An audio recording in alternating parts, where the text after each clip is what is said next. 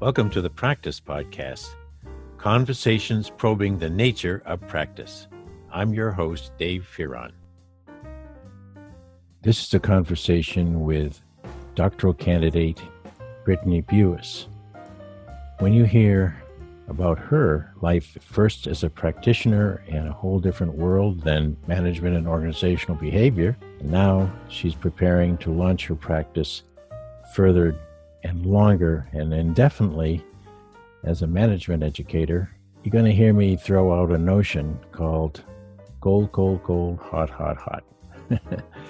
And I'd like to ask you if you would apply that same kids game, if you will, to your own life so far. Are you still in a cold, cold, cold aspect of being able to do what you do? Or have you found something as attractive and as warming as has Brittany when she finally reached the point where she could become a college professor in our field? Brittany Buis.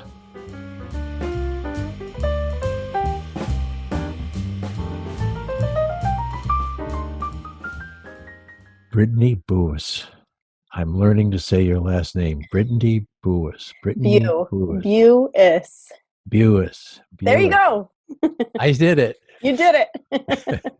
You know, I grew up in Maine. We only had about 4 last names to deal with up there: Smith, Jones, Fearon, and the other one I couldn't pronounce. Those are a lot easier.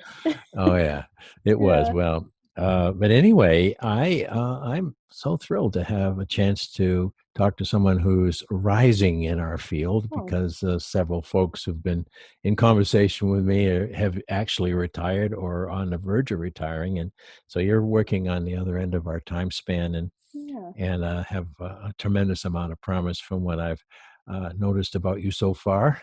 Thank you. But here's something I'd like to toss out to you. When I was a kid, we used to play hide the something. You know, we always hid something, and then we all knew where it was hid, but the person who was to seek didn't. And so they would move around, and here's what we would say. They'd say, am I going all right now? No, you're cold.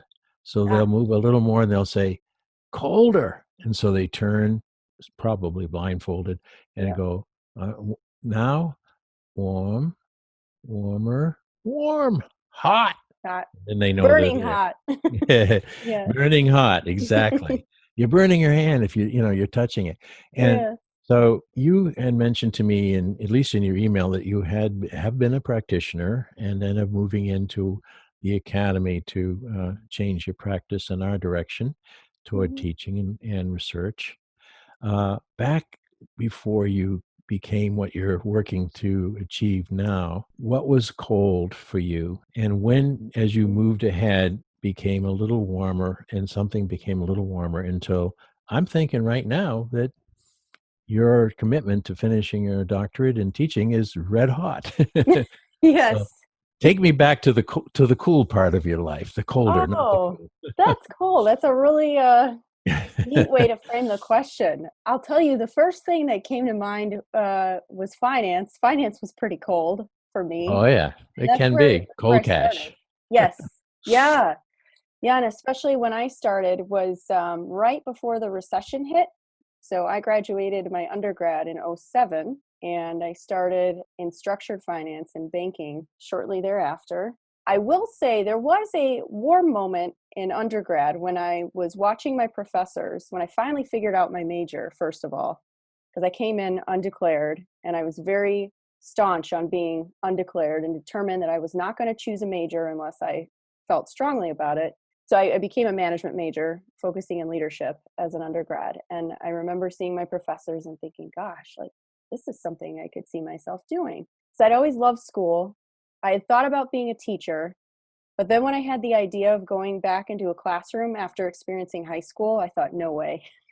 I'm not going back. Yeah, that happens. So high school is, I think for a lot of people, is traumatic. But so I had a warm moment then when I was an undergrad, but there was something in me between advice and wanting to push myself out of my socioeconomic background that gravitated towards the career, getting a job, establishing a career. And I even got some advice when I was an undergrad, when I approached the dean at the time about being a professor one day. And she had told me, go out for a couple years, get some experience, which I'm so glad she told me to do that before you get your MBA. And then at least when you get your MBA, Brittany, then you can teach at a minimum. So I thought, okay, I'm going to do what the dean says. I look up to this woman and I'll do what she says. She gave you good advice, by the way. Advice Yeah, I've given many times. good. Yeah. And I would do the same because even though I ended up in practice a lot longer than I anticipated, I'm glad for every moment of it.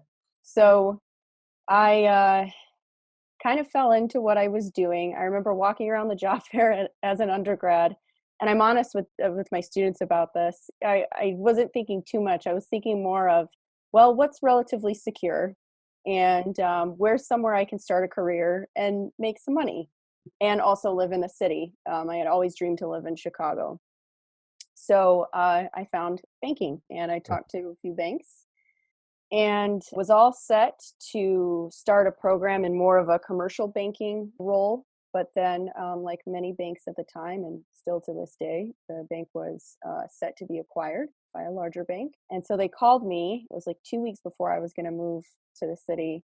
And they said, well, this program's canceled. So you can either take this severance package, or which was generous considering I hadn't even started, or you can try for this other program.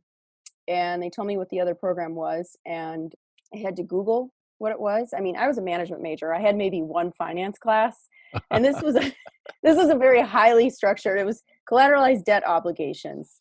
Oh, So yeah, of course. Everyone knows about that. everyone knows, right? Yeah, yeah. I mean, even now I have to tell people, oh, so have you seen the movie The Big Short? And Mhm. then I'm able to kind of connect the dots on what it is. But I mean, if you asked me today, I still couldn't describe to you the intricacies of exactly what they were.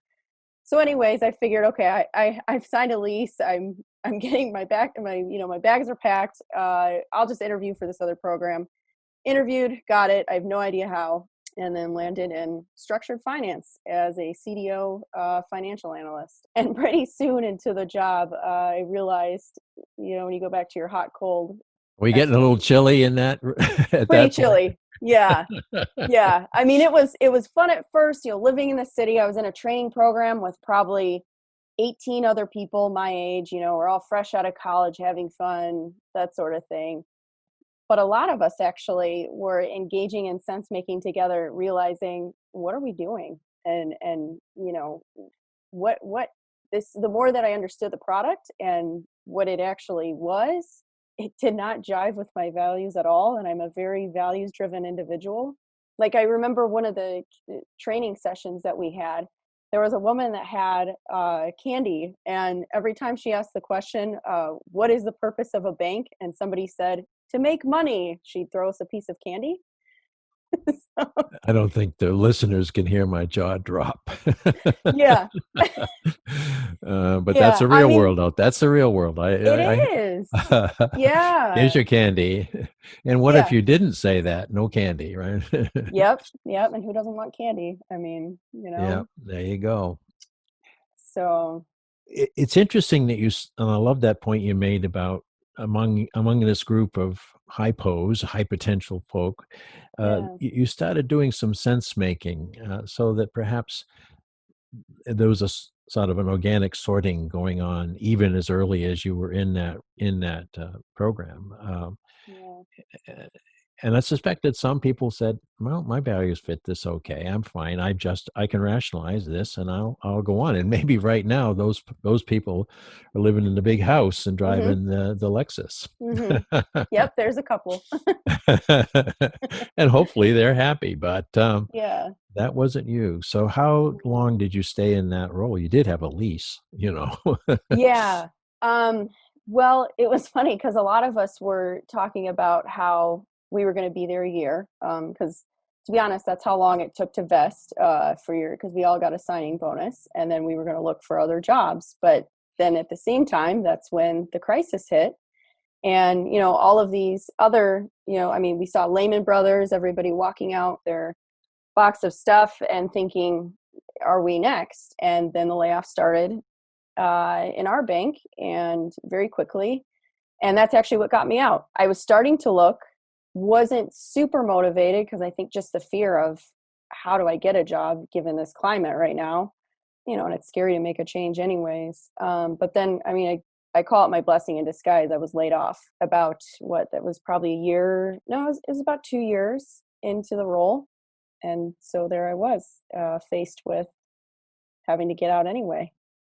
In a sort of very sad way, not sort of sad way, today with what's happened with the pandemic and our necessary economic pullbacks that are going on. There's tens of thousands of people now who suddenly can't be certain if they do go back, if they want to, Right. or what's out there. So we'll get to that point in a bit, because I want to get back to Yeah. you as a practitioner during those nearly 2 years. I Yeah. suspect you were conscientious, you were learning, you were making sure you pushed the right buttons and pulled the right levers. Hmm. So did you take some learning from even the the mechanics of banking, that so it wasn't totally lost as you moved on to something else? Oh, sure. Yeah. And actually, the something else that I move on to was still in banking, but I tell people it was like the other side of the table. It was the good guys, it was the Federal Reserve Bank. So Ah, we were the ones, making sure these bankers were following the rules and that sort of thing. So it carried through for me in that aspect. But yeah, I mean, there was a lot of learning about leadership. I remember I was selected to be in a leadership development program. So that was exciting. I learned a lot there. I learned a lot I trained and mentored several new hires pretty much, right off the bat as soon as I was ready. So I learned a lot about that. And I learned a lot about leadership, what makes a good boss and what makes a bad boss, because I had mhm. both there. So yeah, I definitely learned a lot within those 2 years, even though I didn't like the job. Yeah, well, I again, when I mentioned to you before this started that I had just recorded a conversation with Sarah Stuckey. Hopefully, people will be listening to that as well. Yeah. And we talked about the backgrounds of our demographics, really, of our public regional campus, as at least the students who came into the business school were part-time, mainly commuting, or if they were full-time, they were carrying more than one job Mhm. to maintain themselves as best they could within our price structure. Mhm. And I remember making the same comment to Peter Vale. I said, well, they're at least while they're in a job that's not they're going to be their future, they're learning, and that's what Oh I yeah. encouraged them to learn, and that's what you're saying. I remember Peter saying, "Yeah, that's a good thing if they understand it, but do the teachers help them understand it?" And then Mhm. Sarah's point was, but they could be trapped into learning the wrong stuff too in those jobs. They can be poorly Yes. managed. They can fall into a lot of different cultural traps and so forth. And so Mhm. our job is to help them understand that they're still in, now I'm calling it the cooler zone of their future, and that we Mhm. still want them to find something where they're warm and then hot. So you Yeah. you left that job with dignity because of the layoffs and recession. How did you link into the Federal Reserve? That's not just like next door, is it? Something got you in there. No. Yeah. I mean, who knows? Well, what I did was I went back to the career fair from my undergrad institution. I went to Northern Illinois. I started talking to my old professors again, thinking, okay, is this the time that I get my MBA, Ah, or do I continue on with practice? And I had gotten some advice. I had actually been offered, if I wanted to get my MBA, I could get a grad assistantship and be okay there. But there was something in me that thought, if I'm going to really do this, if I'm going to be a professor someday, I want to have at least formally managed people in some way and or taught. And so that was kind of my decision making, at least as far as not pursuing the MBA at the time. And at the same time, then I had gone back to the career fair, walked around the career fair again, and you could call it chance, luck, I think it's more, I'm Christian, so I'm very into, what's the Lord's plan for me. I Mm-hmm. think at the time I didn't recognize it, but I think it's part of his plan, was I just happened upon the booth at the Federal Reserve.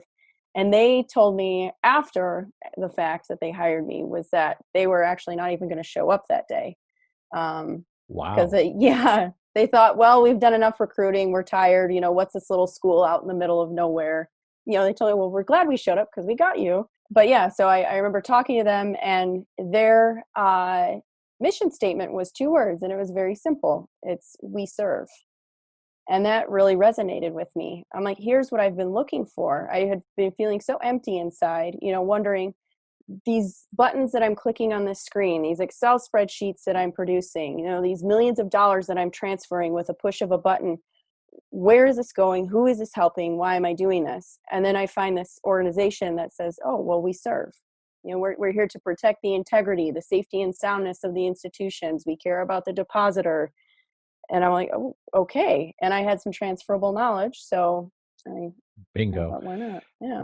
Now, so there, back to my torturing this analogy that I started this with. Mm-hmm. I could picture going around these career fairs. We had them on our campus a couple of times Yeah. a year, and you weren't even an active student at that point. You wanted to come back. It was sort of like, well, let's just see what's out there, kind of walk about. Uh, Looked at this booth, okay, picked up this brochure. That's interesting. Chatted with this person over here, and who looked pretty tired by then, and really Yeah. eager to get out and have a beer, and then I suspect, and whatever the pull was, and I believe in all of those things, you were pulled into a warm spot Mm-hmm. in that room, Mm-hmm. and had a few moments of conversation with that person or persons, right? Yes. And then what was happening inside of you as you're having that conversation? Because it happened inside of them and they wanted you to follow up. Yeah. Yeah, that's a good point, right? It's a mutual feeling. Mm-hmm. For me, I mean, it was excitement and hope and promise that I could continue on in practice, but I could do something that actually might help people. Yeah. Like, how about that? I could be in business and help people. Yeah. In an extraordinarily powerful institution, Yeah, Federal Reserve. Yeah. right. So that, see, I've always believed, and you heard Alan Cohen, you just mentioned, he talked a lot about, I fell into this by coincidence. I picked up an email from a former student, and that happened. Mm-hmm. And I can tell you the same story, but this is your your conversation with me, not me to tell you Yeah. all about me. But I believe in that. But I also believe, from a practice standpoint, you have to have made yourself receptive. You have to be seeking. In other words, you have to be the Yes. one with the blindfold, and everyone's around you going cold, cold, hot, hot, not so. That seeking mode, and you were thrust into it initially. Mm-hmm. But I also believe, in terms of the nature of practice, that you mentioned a moment ago, that something in you said, still was saying teacher. You remember you thought about high school a little bit and so forth, even though you're Mm-hmm. moving in to another range of the whole finance industry.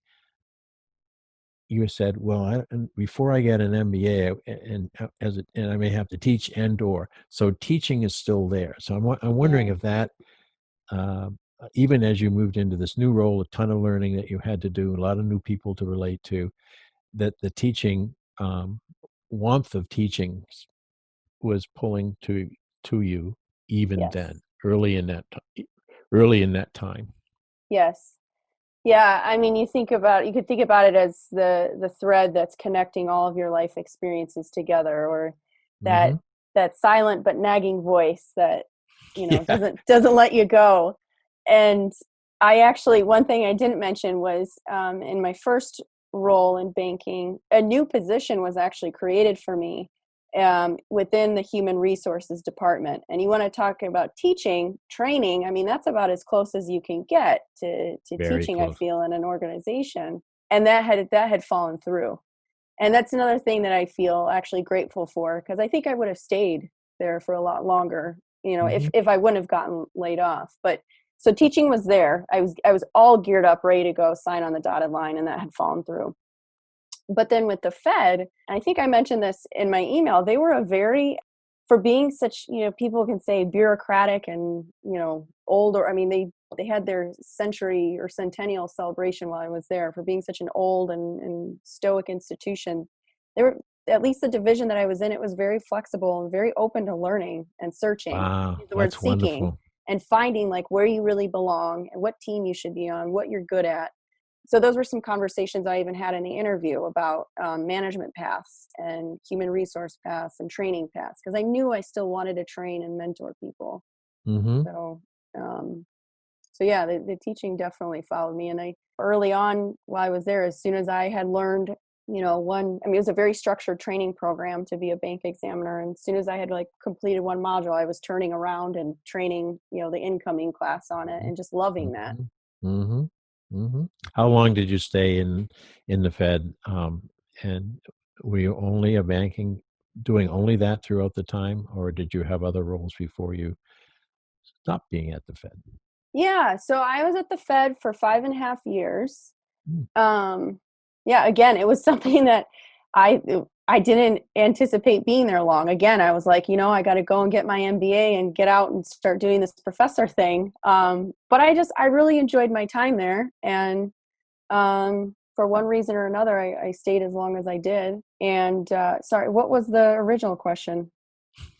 So I have that. I I'm have like, that effect on people. yeah, it's just you're making me like do such deep reflection that I'm like there in the Fed right now, and all of a sudden I'm like, where am I right now? You're in the Fed, and Yes, getting a sense of how long gave me what you responded to, which was I yeah, didn't think I'd be there that long, but hmm, and you got the MBA, uh, yeah, but during that time you might have then gone to year 6, 7, 8, 9, and we would never have met because you'd probably be in year 12 or so by now. I'm oh not yeah, doing the math yeah, real quickly.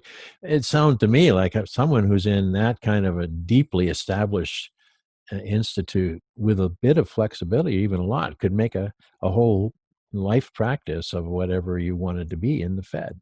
yes, yeah. And I think you asked me what other if I did other jobs there, right? Hmm. I Yes. did. Thank you for Okay, remembering that. we'd get there eventually. You'll get there. That's the way it is. But let's, all right. Yeah. Other jobs, and then why did you decide to leave?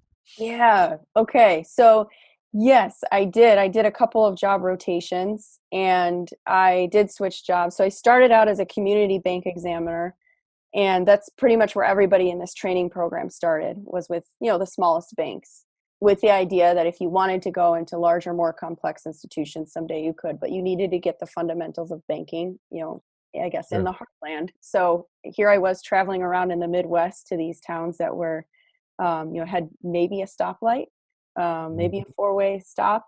And so that's what I did at first. I went around to community banks, and then I got commissioned. It's this certificate basically that you get as a commissioned bank examiner. You go through all of the modules, all of the training, and then you lead 2 bank exams on your own, and then you take a giant exam. It's kind of like a comprehensive exam. Like that's Hmm. what it's reminding me of. And so at 2.5 years, I was commissioned. And then quickly after that, I knew I didn't really want to travel anymore.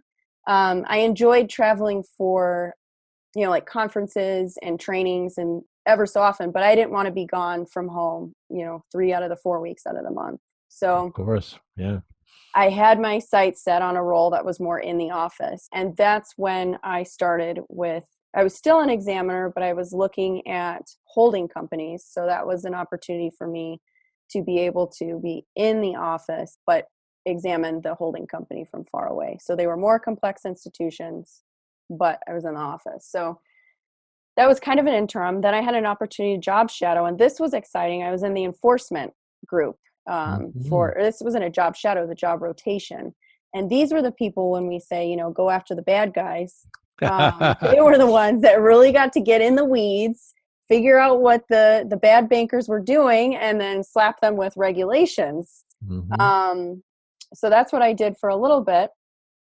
Then I went back to the holding company role, and that's where I was being groomed for management. The individual who was leading the team was probably getting ready to retire. So I was pretty much running the team without the official title. for the salary, which was fine. But I was managing a group of rotating training associates. So I had about 20 to 25 new hires every 8 weeks. And I Mm. think that was one of my favorite roles while I was there. There's that warm part again. It's almost like Yeah. teaching at college, isn't it? Every eight Yeah. weeks, a new bunch of folks to help. Warm, warm, warm, warm. Yes, and they also had in common with colleges, they were fresh out of college, so Oh they were yeah, very much still, in that moldable. yes, yes, and just in that exciting part of life that I get so much joy from experiencing with them. Yeah. Well, you're being room for managing. Again, there's Mhm. something that was going to lock you in a nice way to a whole trajectory of advancements, bigger pay, and not that you get paid all that great, and but Yeah. security, Oh, and yeah, from somebody that grew up, I mean, I'm the oldest of four, raised by a single parent, first generation college student. Yeah, I'd be set. hmm and yet after 5.5 years, you didn't stay. Yep, What that happened? that nagging, that nagging. Mhm. I loved, and I always share this with my students too, just because we talk about our career journeys and that sort of thing. But I tell them, I mean, I loved everything about it except for the actual responsibilities of the job, the core part of the job of having to examine holding companies. I didn't have any passion or joy there. So there's that piece of it. But what was also happening is I was getting involved. I'd never really stayed far from my undergrad institution from Northern Illinois.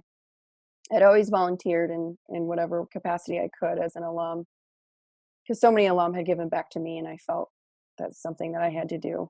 So I was volunteering back at Northern, getting back in the classroom. They had a mentoring program. I was an e-mentor for several students. I was a guest speaker. I was attending classes.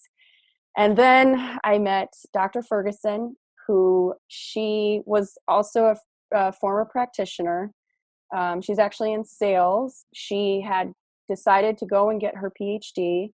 And then I was sitting there as a guest speaker in her classroom on mentor day or something, with all the students kind of in the back. And I'm watching her teach. And I went, my God, like that's what I want to do. I mean, And there, I was there so you are. excited. There's that. Yeah. There's that. You're warm, warm, warm. Now you found it was burning hot. Yeah. Seeing a person who was doing, and then you recognize, oh, I really want to do that.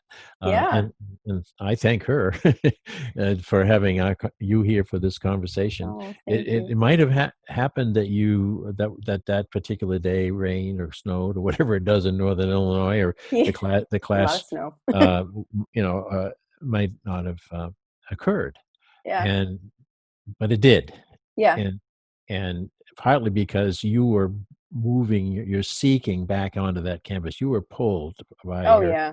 yeah, and I've and Oh, I've yeah. I've I've exploited the heck out of some of my former students, three or four whom you'll hear in earlier podcasts and conversation with Peter, for the very Mhm. same reason. I was eager to find out what life was like in that real world, to make sure the relevance was possible in my teaching, but Oh, yeah. also they had felt the pull coming back too, and all of them are far into their careers now. But if I were still at Central and I said, could you come in on Tuesday? They'd make all kinds of huge changes just to get there. And it wasn't just for me. They just felt Yeah. this is where I got shaped. Mhm. Early on, this is where I started to really feel I could be who I am today. So that's what I Yeah. wanted my students to see. And that's what I'm hearing Yeah. now from Professor Ferguson. Yeah. After that moment, what changed for you? What did you have to do? Well, what changed was actually the advisor in the department was getting ready to retire. And she not only well, like a lot of administrative positions in in college campuses, they wear more than one hat. Oh, yeah. She's Oh, yeah. also in charge, yeah. She's also in charge of curriculum for career preparation courses. So part of the role, a big part of it, was redesigning the curriculum for the career courses. handling the internship program, and all kinds of other miscellaneous things that I thought sounded really cool and were a way to, I guess, dip my toe, but it seems like more like jump in into the deep end in academia. And it was at my alma mater, working with the professors that I had admired and had come to, develop friendships with, and, were mentors to me. And you talk about that nagging. I was getting so excited thinking about the possibility of being the advisor and the instructor in the management department, and having conversations with my husband, like, oh, I'm going to give up so much, at the Fed, and, not only money, but job security and retirement and all of that. But, Yes, yes, yes, and yes. yeah, All of those things were true.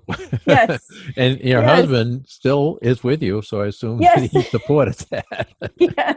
Otherwise, And yes, and he wouldn't still have a does to last this name I couldn't day. pronounce. Yeah. Yeah, and God bless him, because he could tell, and he would just tell me, he's like, Brittany, you've been wanting to do this since I've met you. So, so I went for it. I applied, and thank goodness the chair gave me the opportunity, and I did that for a few years. Wow. Hmm. Now, you're in what, the third year of your classwork for your doctorate now? Or where are you in your doctorate now? So the Yeah. listeners get a feel for how close you are to becoming Professor Oh, Ferguson. close or far? Close, but not Ask me close on the enough. day. Yeah, close All but right. not enough. Right So after you like, defend, I will definitely come back to you. yes, yes, and remind me of the conversation. So I just finished my coursework. I finished my second year, and the way that my program works, I'm going into my third year. And you're at what Um, school again? I'm at University of Illinois at Chicago. Chicago. So, Okay, back to Chicago. mhm, With a whole new reason to be there. Okay. yes. Yeah. Yeah, you're right. A whole new reason to be there. That's true. So I am going into my third year, working on my qualifying paper, hopefully presenting that. It's not a defense, it's a presentation, I'm told. That's what they Um, say. yes. How does it feel? I don't know. Yeah. Yeah. So I'll do that hopefully September, and then that qualifies me to take comprehensive exams in March. So I got a big year ahead of me, and I'll also start teaching again this fall. What, is there a dissertation in your program or a project? How does that? Yes. Dissertation happens then after you're done with comps. So hopefully this time next year, I'm working on fleshing out my topic. To everyone else in the world who hasn't gone through what you and I have gone through to achieve a doctorate, it sounds like endless, endless effort to get to something which ultimately doesn't pay people very much compared to what you might have been making, blah blah blah, at the Fed or whatever. I heard the speeches too. Dave, Yeah. if you have a talent for a salesman, you could have been out making big bucks. Instead, here you are Yeah. grinding away trying to support your family as an assistant professor. Yeah. Uh, and the answer is, if my family is happy, it's not because of the money I'm making, it's because I'm happy. Right. And I'm Yes. thinking I'm hearing the same thing as you move Yeah. to that advisor role from out of the Fed, and your husband said, oh, yeah, I can sense it, that you're happier. And I think that Oh, really yeah. reveals something very pertinent about the nature of practice. Yes. It is the hot spot in our life, and the warmth is not necessarily external. Right. The warmth is we're warming up. We're getting hotter and hotter until we're there, and then if we can stay in that dance as long as possible, in other words, the opportunity and matches our desire, and you're finishing your doctorate will be like that, then Mhm. you can continue and to Mhm. follow that warmth. You've been also active in our society for the last 4 years. You've been coming to our Mhm. conferences. You did this year to the virtual one, the first one. Yes. What is, we're getting closer to the time that I have to start sounding like I'm going to finish this conversation. But Wow. so what we brought you almost up to date, but what attracted you to the Organizational Behavior Teaching Society, or now called Management and Organizational Behavior Teaching Society? Yeah. So, again, that's something I kind of fell into. You do a lot of falling. I know, like, thank God it's in usually the right direction, and I can pick myself up and reflect and figure out, okay, now where am I actually going to, lead myself to? Yeah. or try to. But I had when I was at Northern in the advisor role, I think everybody there, including the chair, could kind of see that a PhD was potentially in my future. And I was completing my MBA actually while I was there at the same institution at Northern Illinois. And a lot of them had given me the advice, well, if you're really thinking about doing this PhD thing, you got to see what research is, because we don't just teach. That's true. You're right. Yeah. So thankfully, I had good mentors that, I started to experience research with them, work on a couple projects. And then part of the experience is going to conferences and presenting your research, right? So we had talked about academy, about going to academy. And I remember my chair looking at me like, well, you might want to look at a different conference first. And I was like, oh, okay. And then one of my mentors, who's also in the department, he's a professor, he had followed OBTS for a while in his career, and he's what I would consider a master teacher. There's a lot of master teachers in that department, and ironically or not so ironically, they all follow, JME and OBTS and that sort of thing. So he said, how about we present our work at this conference? And I said, okay. And then I ended up in Providence, and it also... Oh, yeah, the Providence conference, yeah. Yeah, so while I think that was the last year that it was OBTC. That's right. Yeah, and so that's how I ended up there. And I ended up there alone, which was scary at first. We found out he couldn't make it, which was actually a good thing, because it pushed me out of my comfort zone. But you want to talk about comfort zone. As soon as I got there, I mean, nobody would let me sit alone. I mean, everybody was like, who are you? Where are you from? Why do you love teaching? Why are you here? And I mean, it was... you got snake bit. I did. Yes. Yeah. You know what? I usually say I drank the Kool-Aid, but I think you got snake bit. Yes. I used to be one of those snakes. Yes. Yeah. Yeah, and I love it, because now I'm turning around doing the same thing to people. There you go. Yeah. But that is wonderful, and the story that you'll hear in each of the others who I have conversations with, who also came through the society, will be very much the same. From Peter, when he was one of the ones with Alan Cohen and John Miller and some others and David Bradford who got this thing going, they were lonely. I'm putting words in Peter's mouth right now, but I can get a sense of, as we had some conversations about, they were a bit of on the outside of the business school. Finance, you finance people in your former life, didn't seem to see that finance and accounting were also organizational behavior, and largely organizational behavior. So they let these little enclaves of people types like you and me let us exist in the school, but basically they didn't feel that was really the purpose of business. Maximizing stockholder wealth was the purpose of business, so there was always that wonderful tension. The people who, in our world of or behavior, but also wanting to be in where business is taught, because we have an obligation to make sure that people understand that business is exquisitely human. Yes. And has huge impact on human life. Yes. No matter what you do, everything is touched by human hands, created by human hands, infused with humanity. And I had been saying that since, when I was in practice, we'd be at a bank and people would be laughing about a loan or, a write-up of something. And I'd be sitting around the table going, well, you guys, there's a story behind this. There's a human being behind this. Let's respect their dignity and their story and find out what's really going on here. And that's carried me. That's why I've always been attracted to OB. So now I'm going to hide the prize of your future. I'm going to hide it again, and I'm going to hide it. This is 2020. I'm going to hide it in 2040. I'm sticking it out there. 2040. So do the math. You'll be old, at least half as old as I am now, but older than you are now. Yes. And there's the prize. And yet there's a lot of cold around it too. There's all this 360-degree circumference of ways you can move yourself. Different colleges, maybe not even college, maybe you'll be but with the doctorate, you'll not ever lose that. But where do you picture the warmth will be the most prominent 20, 30 years from now for you?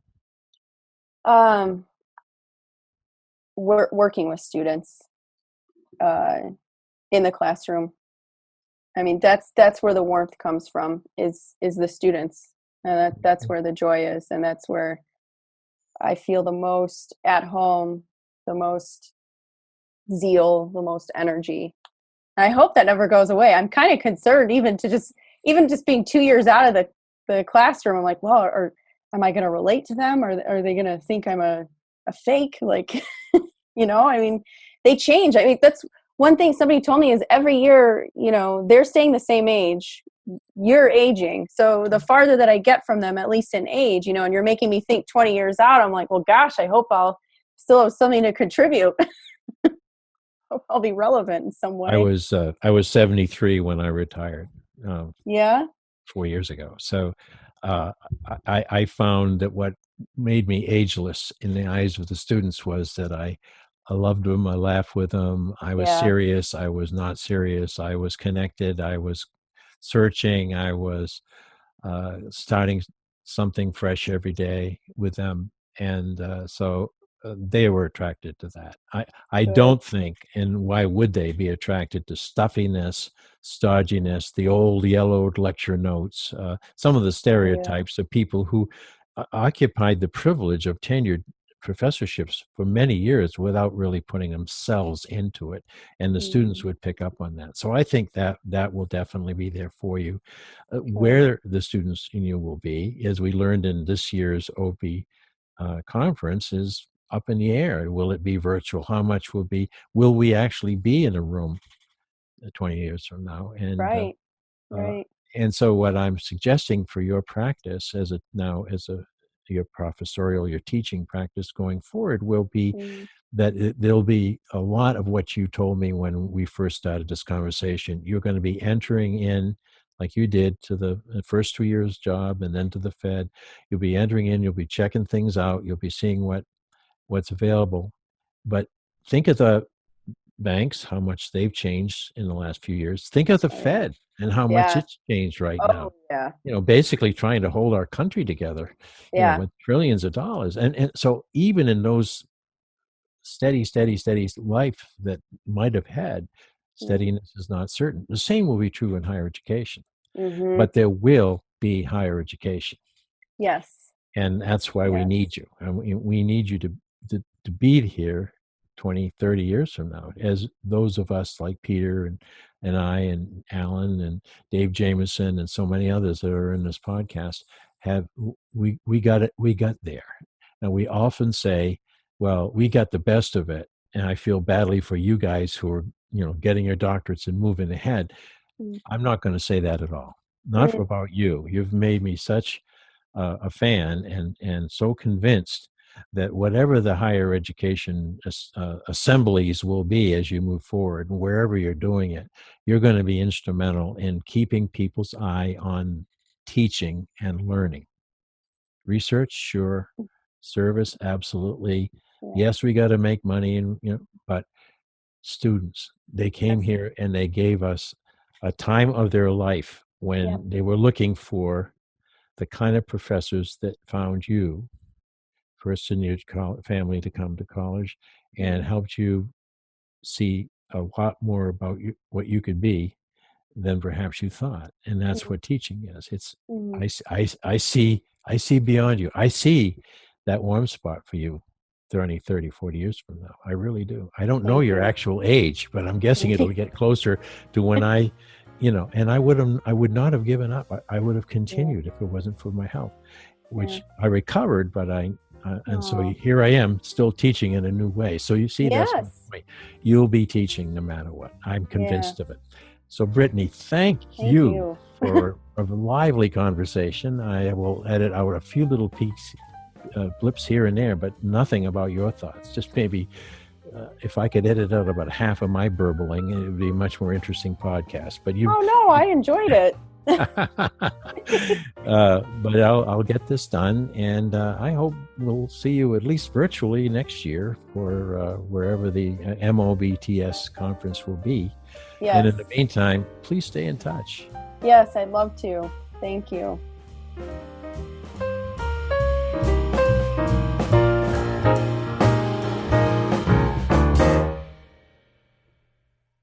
Thanks for listening to the Practice Podcast, where we discuss practice with a capital P.